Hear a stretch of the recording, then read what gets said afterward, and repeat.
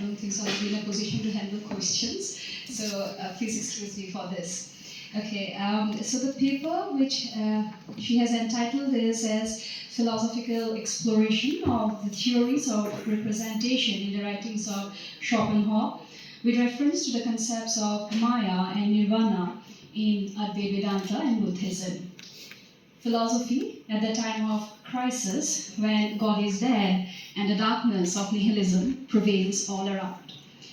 Will Durant writes in his path-breaking book, quote, The Story of Philosophy, why did the first half of the 19th century lift up as voices of the age a group of pessimistic poets? Byron in England, de Musset in France, Henkin in Germany, Guwahati in Italy, Pushkin and Lermonov in Russia, a group of pessimistic composers, Schubert, Schumann, Chopin, and even the later Beethoven, a pessimist trying to convince himself that he is an optimist.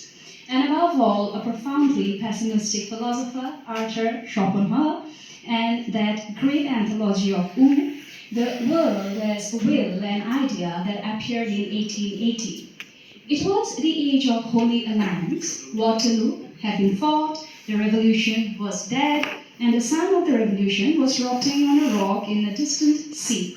Something of apotheosis of will was due to that magnificent and bloody apparition of the will made flesh in the little Corsican, and something of his despair of life came from the pathetic distance of St. Helena.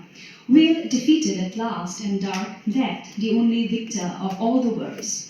The Bourbons were restored, the feudal barons were returning to claim their lands, and the pacific idealism of Alexander had unwittingly